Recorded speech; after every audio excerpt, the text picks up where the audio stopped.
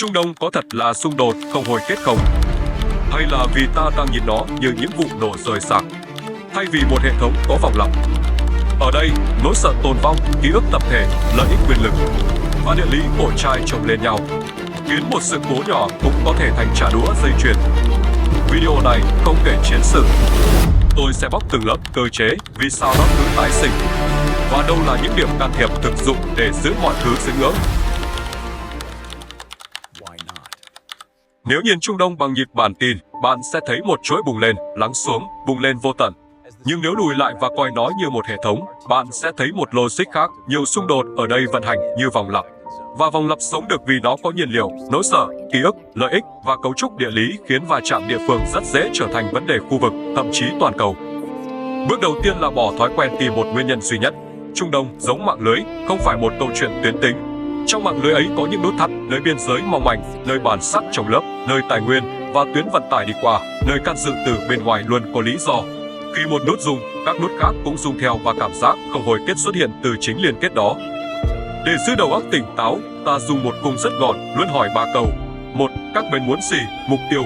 2. Họ làm được gì, năng lực. 3. Họ sợ mất gì, ràng buộc. Nhiều quyết định nghe phi lý với người ngoài lại trở nên hợp lý với người trong cuộc vì ràng buộc và nỗi sợ thường mạnh hơn lý trí thuần túy. Tiếp theo là nền địa lý. Trung Đông là giao điểm sa mạc, biển, sông. Sa mạc tạo khoảng trống quyền lực và đường biên khó quản, biển tạo mạch máu thương mại, sông tạo trục cư trú và nhà nước. Và chính các cổ trai hàng hải khiến bất ổn, không thể ở yên một chỗ, chỉ cần rủi ro tăng nhẹ, phí bảo hiểm, thời gian vận chuyển, giá cả cũng đổi rồi lan sang chính trị ở những nơi rất xa. Địa lý vì thế biến nhiều cuộc xung đột thành bài toán có hệ quả quốc tế, kéo thêm nhiều tác nhân vào cuộc. Trên nền đó là lịch sử của nhà nước và biên giới. Nhiều đường biên hiện đại được dựng nhanh hơn, tốc độ hình thành một câu chuyện chung đủ mạnh để các cộng đồng sống cùng. Khi câu chuyện chung yếu, bản sắc nhỏ hơn tôn giáo, giáo phái bộ tộc, vùng miền dễ trở thành nơi trú ẩn. Nhưng cần nói rõ, bản sắc tự thân không tạo chiến tranh. Vấn đề là khi bản sắc bị chính trị hóa để huy động và hợp thức hóa bạo lực, nhất là lúc nhà nước yếu, dịch vụ công đứt gãy. Khi dịch vụ biến mất, người dân bám vào bất cứ cấu trúc nào đem lại bảo vệ và sinh kế. Tính chính danh vì thế có thể phân tán khỏi nhà nước, làm quyền lực phân mảnh và khiến xung đột khó kết thúc bằng một thỏa thuận duy nhất. Một lớp nữa là kinh tế chính trị, tài nguyên, viện trợ và các mạng lưới chia phần. Ở nơi nguồn thu lớn không đi qua cơ chế thuế, đại diện, trách nhiệm giải trình, quyền lực dễ gắn vào patronage. Khi lợi ích kết mạng như vậy, cải cách đôi khi bị nhìn như đe dọa sinh tồn của nhóm đang hưởng lợi, khiến cạnh tranh quyền lực dễ bị an ninh hóa. Cuối cùng là cơ chế an ninh, thế lưỡng nan an ninh. Một bên tăng phòng thủ vì sợ, bên kia lại đọc nói như chuẩn bị tấn công, thế là cả hai cùng leo thang. Trong môi trường thiếu lòng tin và thời gian phản ứng ngắn, trả đũa trở thành phản xạ và trả đũa lại nuôi nỗi sợ. Ở điểm này, proxy gần như tất yếu. Khi đối đầu trực tiếp quá đắt, các bên đánh gián tiếp. Proxy giúp giảm rủi ro ngắn hạn cho người đỡ tay, nhưng tăng cái giá dài hạn, kéo dài chiến tranh, làm méo động lực hòa bình và khiến thỏa thuận giữa các nhà nước chưa chắc chấm dứt bạo lực trên thực địa. Vì vậy, khác biệt giữa ngừng bắn và hòa bình nằm ở đúng lớp. Ngừng bắn thường xử lý bề mặt, giảm tiếng súng. Hòa bình bền hơn phải chạm ít nhất 3 thứ: cơ chế tránh hiểu lầm, hotline, quy tắc leo thang, dịch vụ công và sinh kế, điện, nước, chợ, trường và câu chuyện xã hội, giảm cực đoan hóa, giảm chính trị hóa bản sắc. Nếu không, hệ thống có xu hướng quay về trạng thái quen thuộc, xung đột cường độ thấp nhưng kéo dài, thỉnh thoảng bùng lên. Nếu phải chọn một nơi để thấy rõ vì sao Trung Đông dễ rơi vào vòng lặp xung đột, Levant là điểm đầu tiên. Không phải vì nơi này xấu xô hơn các vùng khác, mà vì ở đây hội tụ một tổ hợp hiếm, không gian địa lý rất hẹp, mật độ biểu tượng rất cao và thời gian phản ứng rất ngắn. Khi ba thứ đó chồng lên nhau, chính trị khó đi bằng nhịp bình thường, nó bị kéo vào trạng thái khẩn cấp kéo dài. Levant là một hành lang nhỏ giữa biển và lục địa, giữa Địa Trung Hải và các vùng nội địa rộng lớn hơn. Với các nhà chiến lược, nó là cửa ngõ. Với các cộng đồng sống ở đây, nó là nhà. Nhưng điều làm Levant đặc biệt không chỉ là vị trí, mà là việc đất đai ở đây mang ý nghĩa nhiều hơn khả năng chịu tải của nó. Một mảnh đất có thể đồng thời là nơi sinh kế, nơi ký ức, nơi thiêng liêng, nơi trú ẩn của người này và là biểu tượng tổn thương của người khác. Khi một không gian phải gánh quá nhiều lớp ý nghĩa, mỗi thay đổi nhỏ cũng bị cảm nhận như thay đổi vận mệnh. Đó là lý do tại sao những tranh chấp ở Levant thường không chỉ tranh chấp về quản trị hay đường biên. Chúng nhanh chóng biến thành tranh chấp về tính chính danh. Ai có quyền nói đây là nhà tôi, ai có quyền nói tôi thuộc về nơi này, ai được coi là hợp pháp. Và khi một tranh chấp trở thành tranh chấp về chính danh, nó rất khó được giải bằng một thỏa hiệp kỹ thuật. Bởi thỏa hiệp kỹ thuật có thể chia tài nguyên, chia quyền lực nhưng nó không dễ chia nỗi sợ và ký ức. Ở Levant, nỗi sợ có một cấu trúc riêng ta có thể gọi là địa lý của nỗi sợ. Khoảng cách giữa các trung tâm dân cư, các điểm nhạy cảm, các tuyến giao thông thường không lớn, đến thời gian cảnh báo và thời gian ra quyết định bị nén lại. Trong điều kiện ấy, con người dễ ưu tiên phản xạ an ninh hơn là suy nghĩ dài hạn. Khi bạn cảm thấy rủi ro đến rất nhanh, bạn sẽ xây chính trị của mình quanh một câu hỏi: lỡ ngày mai thì sao? Và khi nhiều bên đều sống trong câu hỏi đó, thế lương nan an ninh trở thành cơ chế vận hành thường ngày. Một động tác phòng thủ của bên này có thể bị bên kia đọc thành chuẩn bị tấn công, rồi sự đáp trả lại xác nhận nỗi sợ ban đầu. Vòng lặp đóng kín mà không cần một kế hoạch âm mưu nào. Nhưng nỗi sợ không chỉ đến từ địa lý, nó còn đến từ ký ức tập thể. Levant là nơi ký ức lịch sử sống ngay trong đời sống, trong gia đình, trong cộng đồng, trong câu chuyện truyền lại. Khi ký ức được truyền như di sản, nó thường mang theo một mệnh đề đạo đức: chúng ta đã từng mất nên không được phép mất nữa, hoặc chúng ta đã từng bị đối xử bất công nên công lý phải được trả. Vấn đề là ký ức có thể là sự thật của một cộng đồng, nhưng khi nó trở thành nền tảng chính trị, nó sẽ tạo ra một logic cứng, nhượng bộ bị diễn giải như phản bội, thỏa hiệp bị diễn giải như đầu hàng. Và trong bầu khí ấy, người xây cầu nối thường yếu thế hơn người hô hào đường danh. Từ đây xuất hiện một nghịch lý: Levant có rất nhiều nỗ lực hòa giải, nhưng hòa giải lại khó có đất đứng bền vững. Bởi hòa giải cần thời gian, cần niềm tin tích lũy bằng hành vi lặp lại, còn xung đột có thể bùng lên chỉ với một sự kiện đủ gây sốc, đủ khiến xã hội quay về chế độ tự vệ. Nếu phần 1 nói hòa bình đo bằng thói quen, thì Levant là ví dụ rõ nhất. Thói quen hòa bình rất khó hình thành khi hệ thống luôn bị kéo về trạng thái khẩn cấp.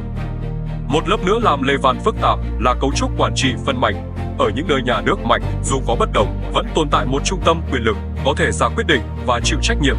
Nhưng tại nhiều điểm ở Levant, quyền lực có thể bị chia thành nhiều tầng: nhà nước, lực lượng phi nhà nước, cộng đồng địa phương, các mạng lưới bảo trợ từ bên ngoài. Khi quyền lực phân mảnh, thỏa thuận ở trên không nhất thiết tạo ra thay đổi ở dưới. Và nếu ở dưới vẫn có tác nhân có khả năng phá vỡ trật tự, thì ở trên sẽ luôn bị nghi ngờ là không thể bảo đảm điều mình ký. Chính trong khoảng trống quản trị đó, một cơ chế khác phát triển rất mạnh: dịch vụ thay thế. Khi nhà nước không cung cấp đủ an ninh, điện, nước, y tế, giáo dục hoặc sinh kế, xã hội sẽ tự tìm một nơi khác để bám vào, có thể là cộng đồng, tôn giáo, tổ chức xã hội hoặc những lực lượng phi nhà nước. Về mặt xã hội học, đây là phản xạ sinh tồn dễ hiểu. Nhưng về mặt chính trị, nó tạo ra một hệ quả dài dẳng: tính chính danh không còn nằm trọn trong nhà nước mà nằm rải rác trong nhiều mạng lưới. Và khi chính danh rải rác, xung đột có thêm đất để tồn tại, vì không có một cơ chế duy nhất đủ sức đóng vòng lặp. Từ Levant, ta cũng thấy rõ vai trò của can dự từ xa, không phải như một bàn tay điều khiển mọi thứ, mà như một hệ lực điều chỉnh biên độ. Với những cường quốc hoặc các trung tâm quyền lực khu vực, Levant thường mang ý nghĩa chiến lược và biểu tượng, vì vậy họ có động cơ can dự, bảo trợ hoặc cân bằng. Can dự đôi khi làm giảm rủi ro ở một điểm, nhưng lại tăng nỗi sợ ở điểm khác, đôi khi giúp một bên đứng vững, nhưng đồng thời khiến bên kia tin rằng cán cân đang bị bẻ cong. Khi niềm tin vốn đã thấp, việc cảm thấy bị bao vây hay bị bỏ rơi có thể đẩy các bên vào lựa chọn cứng rắn hơn, vì họ nghĩ mềm mỏng sẽ bị trừng phạt. Và ở đây xuất hiện proxy như một lớp chống nặng. Khi đối đầu trực tiếp quá đắt, các bên tìm cách gây sức ép gián tiếp. Proxy là một điều rất nguy hiểm về mặt cấu trúc, nó tách người ra quyết định khỏi người trả giá. Khi cái giá nằm xa, động cơ kéo dài xung đột có thể tăng, vì mỗi lần leo thang đều có thể được biện minh là chi phí chấp nhận được. Nhưng với xã hội tại chỗ, nơi dịch vụ công đứt gãy, sinh kế mỏng manh, mỗi vòng leo thang lại đẩy đời sống lùi thêm một bậc. Từ đó, vòng lặp càng dễ tự tái sinh, thiếu dịch vụ bất mãn và sợ hãi bám vào bản sắc mạng lưới phân mảnh quyền lực khó thỏa thuận, bên leo thang trở lại. Vậy nếu Levant vận hành như một hệ thống vòng lặp, điểm can thiệp nằm ở đâu? Ở phần này, ta không cần hứa hẹn công thức, chỉ cần xác định đúng lớp. Thứ nhất là cơ chế tránh hiểu lầm và quản trị leo thang, kênh liên lạc, quy tắc ứng xử và các chuẩn mực tối thiểu để một sự cố không lập tức biến thành trả đũa dây chuyền. Ở nơi thời gian phản ứng bị nén, đây là chiếc phanh sống còn. Thứ hai là dịch vụ công và kinh tế thiết yếu: điện, nước, y tế, giáo dục, thương mại thường nhật. Nghe không lãng mạn, nhưng đó là nền móng của chính danh và của niềm tin xã hội. Khi ngày thường vận hành được, cực đoan hóa khó có đất hơn. Thứ ba là quản trị câu chuyện xã hội, giảm cực đoan hóa truyền thông, giảm chính trị hóa bản sắc và tạo không gian để người xây cầu nối không bị nghiền nát bởi logic hai màu. Đây là việc dài, nhưng nếu bỏ qua, mọi thỏa thuận đều dễ bị phá bởi một cú sốc cảm xúc. Tóm lại, Levant không hồi kết vì nó thiếu nỗ lực hòa bình. Nó khó kết vì quá nhiều lớp địa lý, ký ức, chính danh, phân mảnh quyền lực và can dự chồng lên một không gian hẹp, tạo ra thời gian phản ứng ngắn và nỗi sợ tồn vong cao. Muốn đi tiếp, ta phải rời Levant để nhìn một cụm khác có cấu trúc khác: Iraq và Lưỡng Hà, nơi địa lý sông, nhà nước và tài nguyên tạo ra một bài toán quyền lực theo kiểu 4 lớp trùng nhau. Nếu Levant là nơi ký ức và nỗi sợ bị nén trong một dải đất hẹp, thì Iraq lại cho ta thấy một dạng vòng lặp khác, vòng lặp của nhà nước rạn nứt. Ở đây, xung đột không chỉ là tranh chấp ai đúng ai sai, mà là tranh chấp rất thực dụng, ai kiểm soát bộ máy, ai phân phối tài nguyên, và ai được coi là đại diện hợp pháp trong một không gian mà quyền lực đã bị chia nhỏ. Bắt đầu từ địa lý, lưỡng hạ là đất của sông. Sông tạo ra trục cư trú, trục nông nghiệp, trục đô thị và lịch sử dài của quản trị. Nhưng chính vì từng là nơi nhà nước hình thành sớm, Iraq hiện đại lại mang một kỳ vọng lớn. Người dân quen với ý niệm rằng nhà nước phải cung cấp trật tự và dịch vụ. Khi nhà nước không làm được, khoảng trống không tồn tại lâu, nó bị lấp bằng những mạng lưới khác. Và một khi nhiều mạng lưới cùng lấp khoảng trống, quyền lực trở thành thứ tranh chấp thường trực, rất khó gom lại thành một trung tâm ổn định. Cơ chế thứ nhất ở Iraq là khoảng trống quản trị sau những cú sốc chiến tranh và biến động chính trị. Khi cấu trúc an ninh và hành chính bị tổn thương, điều xã hội cần ngay lập tức không phải là diễn văn, mà là những thứ rất cơ bản: an toàn trên đường, điện, nước, lương thực, cơ hội mưu sinh. Nếu nhà nước đáp ứng chậm, những tác nhân phi nhà nước từ cộng đồng địa phương đến các lực lượng vũ trang có cơ hội trở thành nhà cung cấp thay thế. Và khi họ cung cấp được một phần dịch vụ hay bảo vệ, họ nhận được một thứ cực kỳ quan trọng: tính chính danh trên thực địa. Chính danh này không cần hoàn hảo, chỉ cần có ích là đủ để tồn tại. Cơ chế thứ hai là quyền lực phân mảnh. Khi nhiều lực lượng cùng có khả năng cưỡng chế và cùng có mạng lưới xã hội riêng, Iraq không còn là một bàn cờ có hai người chơi. Nó giống một bàn cờ nhiều tầng: trung ương, địa phương, cộng đồng, nhóm vũ trang, các mạng lưới bảo trợ. Trong bối cảnh đó, một thỏa thuận ở cấp trung ương có thể không đi được xuống dưới, vì dưới thực địa vẫn có những tác nhân sở hữu năng lực phá vỡ trật tự, hoặc ít nhất là đủ sức làm chật nhịp quản trị. Kết quả là hòa bình trở thành vấn đề thực thi, không chỉ là vấn đề ký kết. Cơ chế thứ ba là kinh tế tiền thuê gắn với tài nguyên, đặc biệt là dầu. Khi nguồn thu lớn đến từ tài nguyên và các dòng tiền bên ngoài, cuộc cạnh tranh chính trị dễ biến thành cuộc cạnh tranh để kiểm soát vòi phân phối. Từ đó hình thành mạng lưới patronage, việc làm, hợp đồng, nguồn lực, ảnh hưởng được trao đổi như một loại bảo hiểm chính trị. Điều này tạo ổn định ngắn hạn cho một số nhóm, nhưng dài hạn lại làm hệ thống khó cải cách, vì cải cách đồng nghĩa với việc cắt một đường nuôi sống mạng lưới. Và khi lợi ích đã kết mạng, nhiều xung đột không còn là xung đột ý thức hệ, nó là xung đột về ai giữ chìa khóa két. Cơ chế thứ tư là chính trị hóa bản sắc trong điều kiện thiếu niềm tin. Ở nơi nhà nước không đủ mạnh để bảo đảm công bằng và an toàn, người ta tự nhiên tìm bảo hiểm trong cộng đồng gần nhất. Bản sắc khi đó không chỉ là văn hóa, nó trở thành cấu trúc bảo vệ, cấu trúc phân phối, cấu trúc sinh tồn. Vấn đề phát sinh khi cạnh tranh quyền lực khoác lên ngôn ngữ bản sắc, bất đồng chính sách bị biến thành câu chuyện sống còn. Và một khi sống còn trở thành cách diễn giải, nhượng bộ bị xem là tự sát, vòng lặp lại nóng.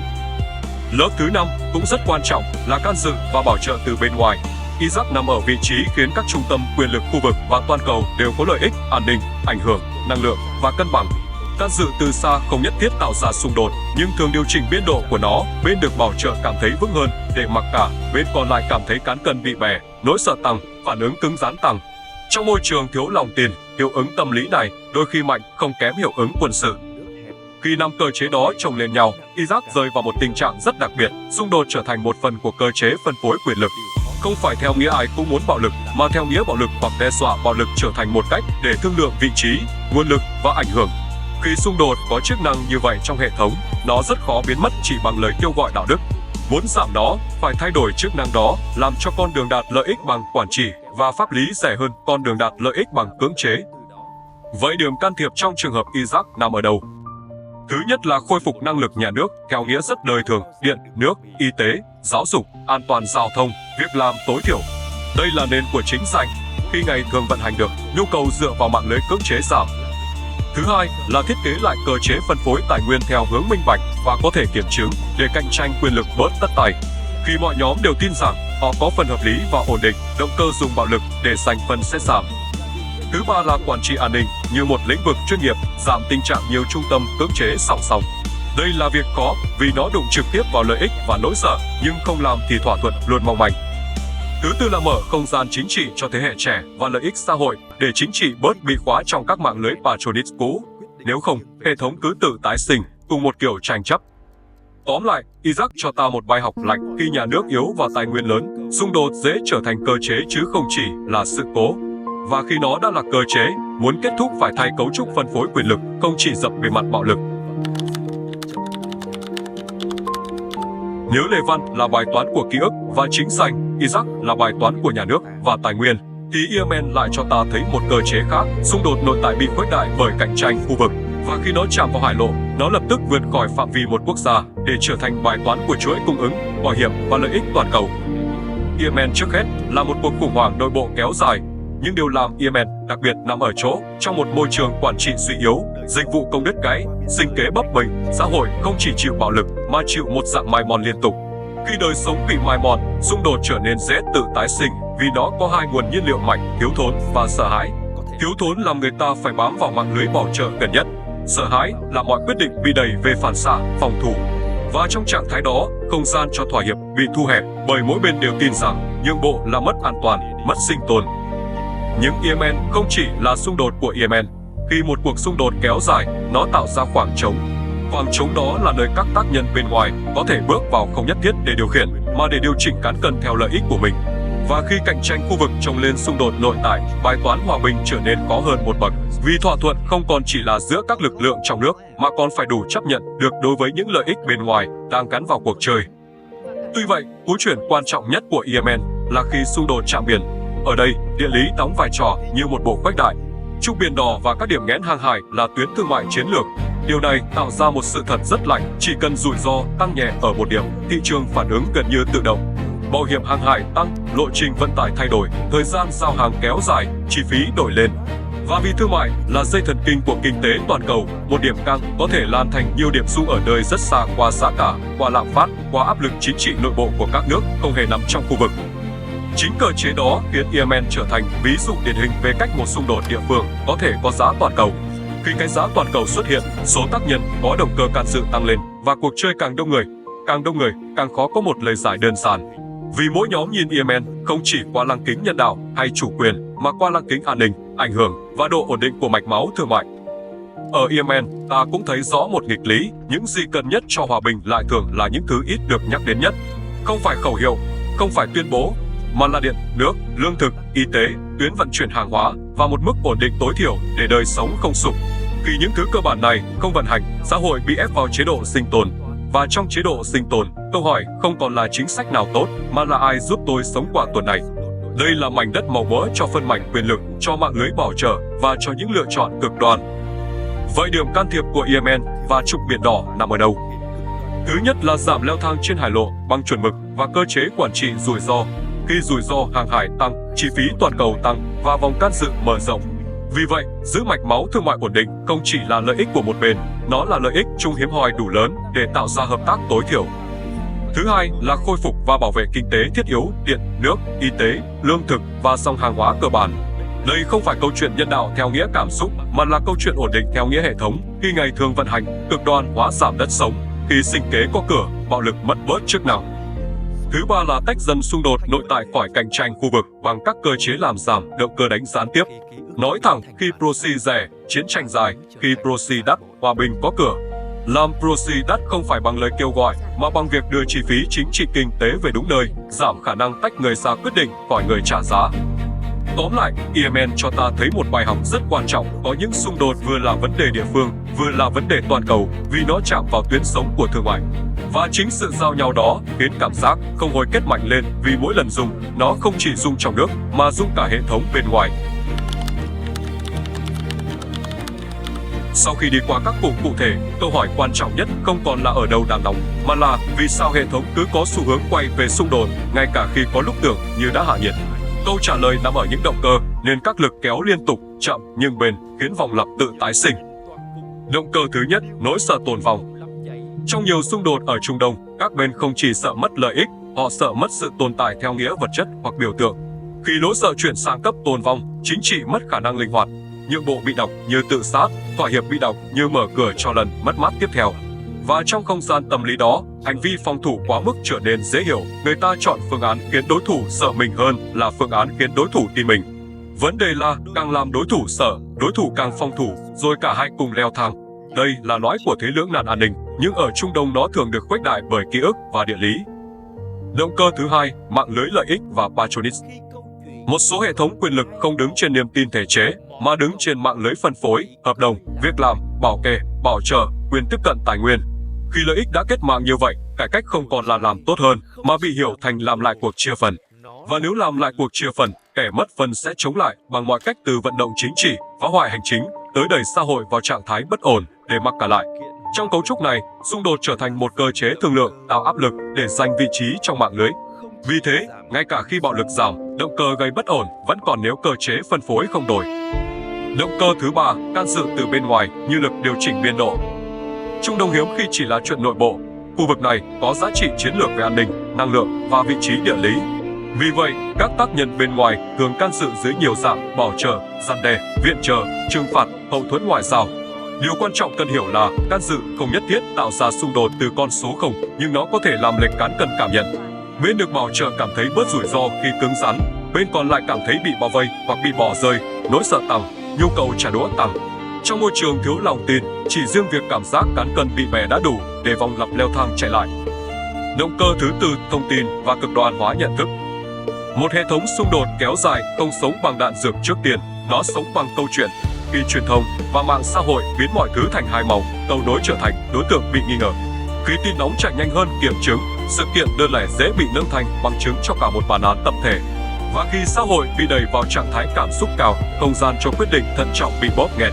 Xung đột vì thế có thêm một tầng tự duy trì, mỗi bên thấy mình bị xúc phạm hoặc bị đe dọa nên càng tin rằng leo thang là chính đáng. Điều nguy hiểm nhất ở tầng này là nó giảm chi phí đạo đức của bạo lực bằng cách hợp thức hóa bạo lực như phản ứng tự nhiên. Động cơ thứ 5, địa lý cổ chai và lợi ích toàn cầu. Có những điểm trên bản đồ mà bất ổn không thể ở yên vì nó chạm vào mạch máu thương mại. Khi một cổ chai hàng hải bị rủi ro hóa, hệ thống phản ứng gần như tự động, bảo hiểm thay đổi, hành trình thay đổi, chi phí thay đổi và các nền kinh tế xa cũng chịu tác động. Khi đó, xung đột địa phương có thể được khuếch đại bởi các toan tính lớn hơn, ai kiểm soát rủi ro, ai chịu thiệt, ai có đòn bẩy. Địa lý ở đây không phải định mệnh, nhưng nó tạo ra một giá trị chiến lược khiến nhiều tác nhân cùng nhìn vào một điểm, và càng nhiều tác nhân càng khó có một lời giải đơn giản. Khi 5 động cơ này cùng tồn tại, ta hiểu vì sao cụm xung đột có thể lắng xuống mà không hề kết thúc. Vì nếu chỉ dập bề mặt, các động cơ nên vẫn chạy. Và khi động cơ nên chạy, chỉ cần một mồi đủ mạnh, một sự cố, một hiểu lầm, một cú sốc cảm xúc, hệ thống sẽ quay lại quỹ đạo quen thuộc. Vậy bài toán không phải là làm sao để mọi người sất đền lì tìm nhau, mà là làm sao để hệ thống ít phải dựa vào nỗi sợ, ít thường cho cực đoan và ít coi bạo lực là công cụ mặc cả. Nói cách khác, muốn hòa bình bền hơn, phải chuyển từ phản xạ sang kiến trúc. Nếu phần 5 là các động cơ giữ vòng làm xung đột chảy, thì phần 6 là câu hỏi thực dụng nhất: làm sao để hệ thống bớt có xu hướng tự tái sinh bạo lực. Ở đây cần nói thẳng, không có một nút bấm nào có thể tắt Trung Đông, nhưng có thể thiết kế một kiến trúc giảm leo thang, một tập hợp cơ chế khiến hiểu lầm ít biến thành trả đũa, khiến đời sống thường nhật ít bị bóp nghẹt và khiến cực đoan hóa khó chiếm sóng toàn xã hội. Ta sẽ đi theo 3 lớp can thiệp tối thiểu, không lãng mạn, không hứa hẹn, chỉ là các đòn bẩy có logic hệ thống. Một phanh khẩn cấp, hotline, quy tắc và quản trị sự cố. Trong nhiều điểm nóng, vấn đề không phải là người ta muốn chiến tranh mỗi ngày, mà là thời gian phản ứng quá ngắn và niềm tin quá thấp. Khi xảy ra một sự cố, bên này không chờ bên kia giải thích, họ sợ chờ sẽ bị coi là yếu. Thế là trả đũa, và trả đũa lại tạo thêm sự cố. Vòng lặp hình thành như tai nạn dây chuyền trên cao tốc. Vì vậy, lớp can thiệp đầu tiên phải là phanh. Kênh liên lạc trực tiếp để xác nhận sự cố, tránh hiểu lầm bị nâng thành thông điệp chiến lược. Quy tắc ứng xử tối thiểu, những làn đỏ được định nghĩa rõ để hai bên biết đâu là ngưỡng không nên vượt. Cơ chế xử lý sự cố, có người chịu trách nhiệm, có quy trình thông báo, có khung thời gian phản hồi. Tất nhiên, hotline không tạo ra niềm tin, nhưng nó tạo ra thứ còn quan trọng hơn trong tình huống khẩn, thời gian. Và trong xung đột, đôi khi chỉ cần thêm thời gian là đủ để quyết định bớt bốc đồng. 2. Nền móng chính danh, dịch vụ công và kinh tế thiết yếu. Đây là phần ít được chú ý vì nó không kịch tính, nhưng lại là nền của hòa bình. Một hệ thống chỉ có thể ổn định nếu người dân có ngày thường, điện không chập chờn, nước không gián đoạn, bệnh viện hoạt động, trường học mở cửa, chợ có hàng, việc làm tối thiểu tồn tại. Vì sao dịch vụ công liên quan trực tiếp đến giảm xung đột? Vì nó chạm vào hai thứ. Tính chính danh, khi nhà nước hoặc cấu trúc quản trị phục vụ được, xã hội bớt phải tìm bảo hiểm trong các mạng lưới cưỡng chế. Chi phí cơ hội, khi người ta có việc làm, có sinh kế, cái giá của việc tham gia bạo lực tăng lên. Ở nhiều nơi, khoảng trống quản trị bị lấp bởi các mạng lưới phi nhà nước vì họ làm được một điều rất đơn giản, họ giải quyết nhu cầu. Muốn giảm vai trò của bạo lực, không thể chỉ kêu gọi đạo đức, phải giành lại chức năng phục vụ bằng quản trị và dịch vụ. Đây là cách chuyển xung đột từ cơ chế phân phối quyền lực sang cơ chế cạnh tranh chính xác. 3. Kỷ luật thông tin, giảm cực đoan hóa, bảo vệ không gian chung dung. Xung đột kéo dài luôn cần một nhiên liệu tinh thần, câu chuyện. Khi câu chuyện bị đóng thành hai màu, mọi nhượng bộ bị gắn mác phản bội và người chung dung bị nghiền nát. Vì vậy, kiến trúc giảm leo thang không thể bỏ qua tầng thông tin. Cốt lõi không phải kiểm soát thông tin, mà là tăng sức đề kháng xã hội trước cực đoan hóa. Chuẩn mực kiểm chứng, giảm khả năng tin nóng biến thành lý do trả đũa. Bảo vệ không gian đối thoại để những tiếng nói giữ nhịp không bị loại khỏi cuộc chơi. Giảm kích hoạt cảm xúc tập thể bằng cách hạn chế việc biến sự kiện đơn lẻ thành bản án tập thể. Nói gọn, nếu không quản trị tầng thông tin, bạn có thể ký được thỏa thuận, nhưng chỉ cần một cú sốc cảm xúc là xã hội sẽ kéo chính trị quay lại chế độ khẩn cấp. Ba lớp này kết nối với nhau như thế nào? Hotline và quy tắc giúp không ngã khi có sự cố. Dịch vụ công và kinh tế thiết yếu giúp đứng vững trong ngày thường. Kỷ luật thông tin giúp không tự kích hoạt vòng lặp thù hận. Nếu thiếu lớp 1, sự cố nhỏ có thể thành leo thang lớn. Nếu thiếu lớp 2, xã hội sống trong thiếu thốn, cực đoan hóa có đất. Nếu thiếu lớp 3, mọi nỗ lực kỹ thuật sẽ bị phá bởi cảm xúc tập thể và tin nóng. Và đây là điểm quan trọng, kiến trúc giảm leo thang không đòi hỏi tất cả phải yêu nhau. Nó chỉ đòi hỏi một mục tiêu khiêm tốn hơn, nhưng thực tế hơn, giữ xung đột dưới ngưỡng đủ lâu để ngày thường hoạt động trở lại, đủ lâu để niềm tin nhỏ tích lũy thành thói quen. Khi người ta nói Trung Đông xung đột không hồi kết, thường có hai điều bị trộn lẫn. Một là thực tế, bạo lực và bất ổn lặp lại, kéo dài và khó dập tắt dứt điểm. Hai là cảm giác ta nhìn thấy chuỗi sự kiện dồn dập đến mức tưởng như không có lối ra. Cảm giác ấy không sai, nhưng nếu chỉ dừng ở cảm giác, ta sẽ rơi vào một thái độ nguy hiểm, hoặc là tuyệt vọng, hoặc là quy kết đơn giản. Cả hai đều làm ta nhìn sai hệ thống. Điểm quan trọng nhất của cả series này là Trung Đông không phải một câu chuyện đơn tuyến, mà là một cấu trúc nhiều lớp. Và vì là cấu trúc, nó có thể thay đổi chậm, có, nhưng không bất biến. Không hồi kết chỉ trở thành định mệnh khi ta coi nó như định mệnh. Nếu nhìn lại các phần trước, ta đã đi từ khung hệ thống đến các cụm cụ thể rồi quay về các động cơ nền. Và bức tranh hiện ra khá nhất quán, xung đột tự tái sinh không phải vì thiếu thiện chí đơn giản, mà vì có những động cơ chạy liên tục, nỗi sợ tồn vong, mạng lưới lợi ích, can dự từ bên ngoài, cực đoan hóa thông tin và địa lý cổ trai. Khi các động cơ ấy còn chạy, một thỏa thuận chỉ xử lý bề mặt sẽ khó đứng vững. Vì vậy, kết luận không phải là không có hy vọng, mà là đừng tìm nút bấm, hãy tìm đòn bẩy. Đòn bẩy ở đây nghĩa là nơi tác động nhỏ có thể tạo hiệu ứng lớn vì nó chạm đúng lớp của hệ thống. Và để dễ nhớ, ta có thể gom toàn bộ bài học thành 3 chuyển dịch. Chuyển dịch 1, từ phản xạ trả đũa sang quản trị leo thang. Trong xung đột kéo dài, nguy hiểm nhất thường không phải kế hoạch dài hạn, mà là sự cố ngắn hạn bị đọc sai và bị đẩy quá ngưỡng. Vì vậy, hòa bình thực dụng bắt đầu bằng việc tạo phanh, hotline, quy tắc ứng xử tối thiểu, cơ chế xử lý sự cố. Những thứ này không tạo ra tình bạn, nhưng tạo ra thời gian. Và thời gian là điều hiếm nhất khi niềm tin thấp. Nếu một hệ thống có thể giữ các va chạm ở mức sự cố thay vì biến thành thông điệp, nó đã giảm được một nửa nguy cơ vòng lặp. Chuyển dịch 2, từ tranh chấp đúng sai sang nền tảng ngày thường. Một phần lớn cực đoan hóa đến từ việc đời sống thường nhật bị bóp nghẹt, điện, nước, y tế, trường học, việc làm. Khi ngày thường sụp, xã hội phải tìm bảo hiểm trong mạng lưới gần nhất và bản sắc, cộng đồng hay lực lượng phi nhà nước trở thành nơi trú ẩn. Khi đó, xung đột có thêm đất để sống. Vì vậy, đo hòa bình không chỉ bằng tuyên bố, mà bằng những chỉ số rất đời, điện có ổn không, nước có đều không, chợ có mở không, trường có hoạt động không. Nghe nhỏ, nhưng đó là nền của chính danh, và chính danh là nền của trật tự. Chuyển dịch 3, từ hai màu sang kỷ luật, thông tin và không gian chung dùng. Không có vòng lặp xung đột kéo dài nào tồn tại mà thiếu một tầng câu chuyện nuôi nó. Khi xã hội bị đẩy vào hai màu, mọi thỏa hiệp bị biến thành phản bội, mọi cầu nối bị làm cho xấu hổ. Vậy nên một phần của kiến trúc hòa bình là kỷ luật thông tin, kiểm chứng, giảm kích hoạt cảm xúc tập thể, bảo vệ không gian đối thoại và không để sự kiện đơn lẻ biến thành bản án tập thể. Đây là việc chậm nhất, nhưng nếu bỏ qua, những lớp còn lại sẽ liên tục bị phá bằng các cú sốc cảm xúc. Nếu phải chốt lại bằng một câu, Trung Đông không hồi kết vì nó thiếu thỏa thuận, nó khó kết vì thỏa thuận thường chưa chạm vào các lớp duy trì vòng lặp. Và nếu đã hiểu cấu trúc, ta sẽ hiểu một điều quan trọng, giảm xung đột bền hơn thường đến từ những thay đổi tẻ nhạt nhưng lặp lại, chứ không đến từ một khoảnh khắc kịch tính. Điều này cũng giải thích vì sao người ngoài dễ tuyệt vọng. Bản tin cho ta thấy những khoảnh khắc nổ. Nó hiếm khi cho ta thấy những thứ không đổ một tháng điện ổn định hơn, một tuyến vận tải ít rủi ro hơn, một cơ chế xử lý sự cố hoạt động đúng lúc, một trường học mở cửa thêm một năm, một câu chuyện cực đoan không lan được như trước. Nhưng chính những thứ không nổ đó mới là vật liệu của hòa bình. Và cuối cùng, nếu có một thay đổi quan trọng nhất về cách nhìn, thì đó là đừng chỉ hỏi ai gây ra, hãy hỏi cơ chế nào đang chạy. Khi hỏi đúng câu, bạn sẽ thấy những điểm can thiệp. Khi thấy điểm can thiệp, bạn bớt bị kéo vào tuyệt vọng hoặc thù hận. Và khi bớt bị kéo vào đó, ta mới có cơ hội dù nhỏ để không tiếp tục nuôi vòng lặp bằng chính cách ta hiểu nó.